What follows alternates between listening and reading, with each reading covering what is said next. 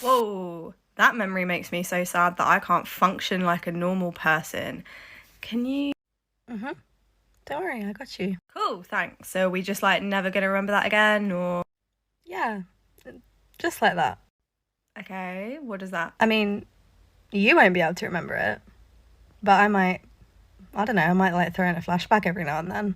Right, what the fuck is a flashback? Yeah, sorry, I didn't tell you. So basically, you won't be able to remember it on your own, but sometimes it will feel like you are physically back there in that memory and you won't be able to do anything about it.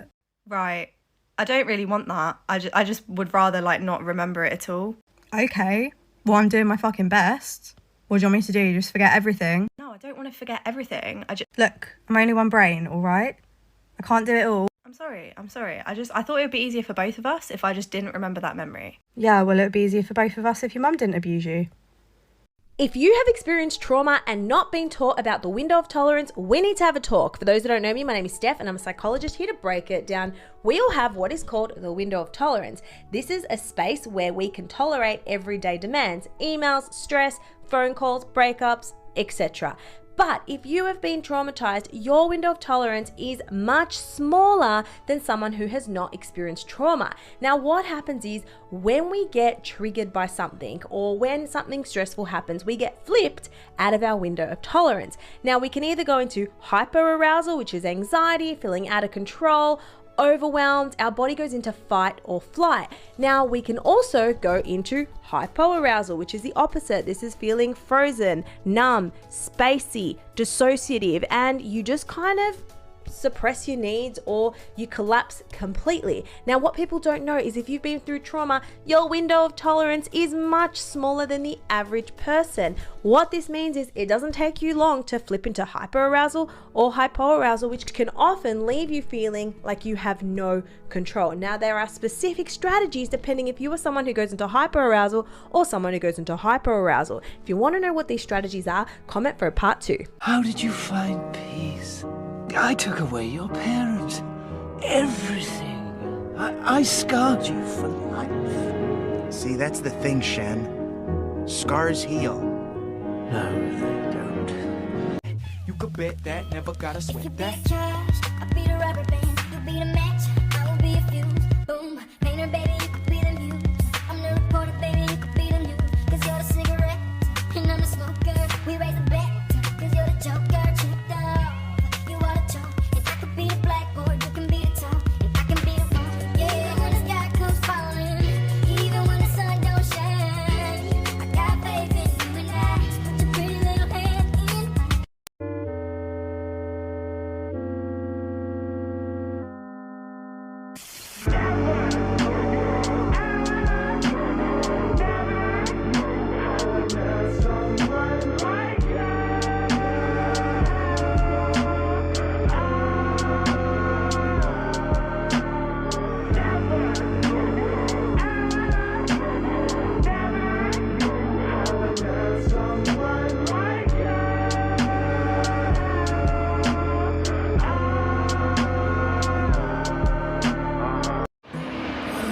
40-year-old male.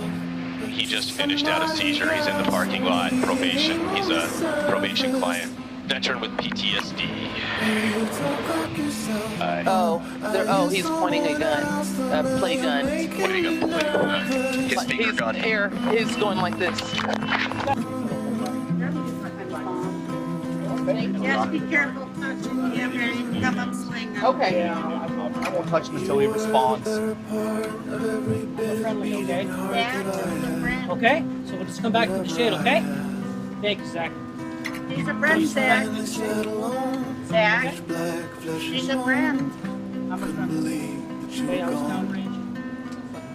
Okay, now landmark. Yeah. KO is clear, trust me. Okay? That's the search. Okay, the AO is clear. I just need you to get covered in the shade, okay? Can you do that for me? I'm a friend, Zach. I'm here to help you. Okay? Okay, the AO is clear. Just move back to the shade so we can give you some help, okay? Okay? Move back to the shade. Yeah. There's a curve. Step up. Step up. There you go. It's mom. It's mom. Okay, here we go. Come back in the shade.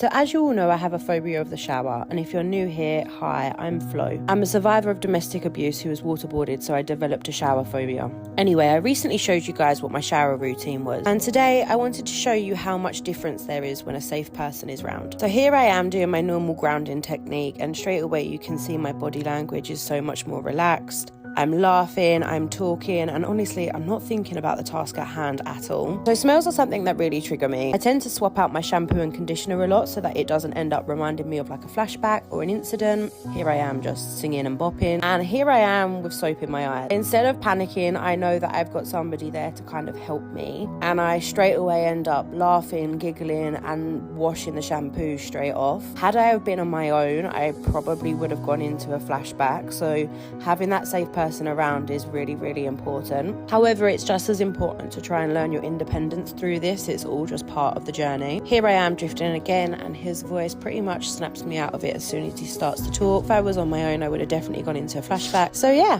Are you ready to go? Sweetie, why aren't you in your bathing suit yet? We're gonna go to the beach soon. You look like you've been crying. Are you okay? No, you are not playing this I'm fine act. No, we're gonna sit down. We're gonna talk about this. What's wrong, and why aren't you in your bathing suit yet? Okay, you have PTSD with your bathing suit? Okay, do you want to talk about why? If not, you don't have to. No, sweetie, you are not ruining our fun by having PTSD, alright? Listen, if you want, we can do something else. We don't have to go to the beach. We can do something else together, alright? What matters is you're with us.